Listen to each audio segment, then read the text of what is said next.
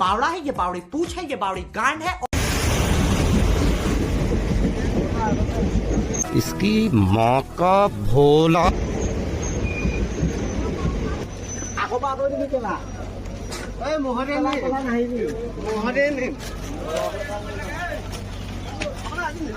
प्यारी समझ गई।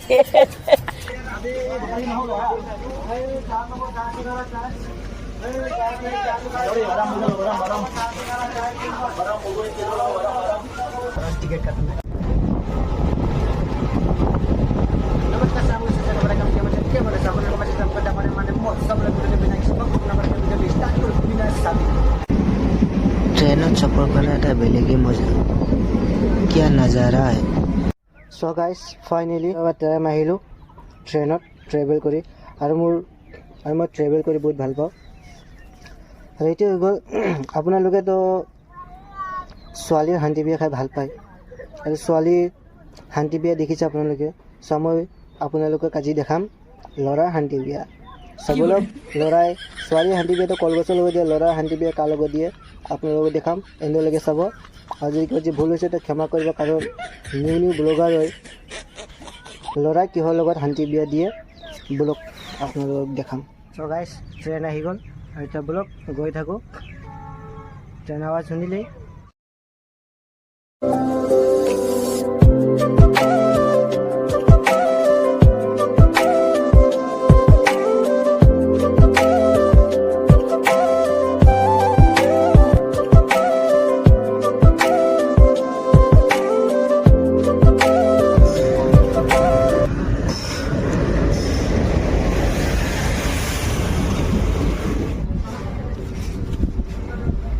গাইজ বি কেয়াৰফুল, কাৰণ এটাই আৰু এইটোৱে হৈ গ'ল যে টিটিৰ পৰা বাচি যাব লাগে। চ' ব'লক বিনা অকণমান লাইফত অকণমান ৰিস্ক ল'ব লাগে। চ' ব'লক গৈ থাকোঁ। এতিয়া নাজানে কি হয়, দেখা হ'ব। চ' ব'লক গৈ থাকোঁ। টিটিৰ পৰা ছেফটি হৈ থাকিব লাগিব, কাৰণ বুজি যায় আপোনালোকে। এই এৰিয়াটোৰ নাম হৈ গ'ল টেলেম, আৰু যিমান ঘৰ দুৱাৰ ভঙা দেখিছে গোটেইখিনি মুছলমানৰ ঘৰ আছিলে। আৰু ইয়াত মছজিদ এটাও আছিলে। ঘৰ ভাঙিলে লগত মছজিদটোৰ লগত ভঙা হ'ল। মছজিদটো আপোনালোকে দেখা পাব, ইয়াতে মছজিদটো আছে।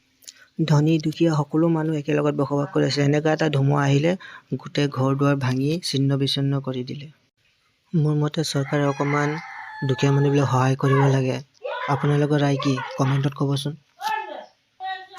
মোৰ কোৱাত যদি কিবা ভুল হৈছে তো ক্ষমা কৰি দিব, আপোনাৰ দাদা বা ভাইটি ভাবি। সৰু ক্লিপ এটা দেখাবলৈ চেষ্টা কৰিম।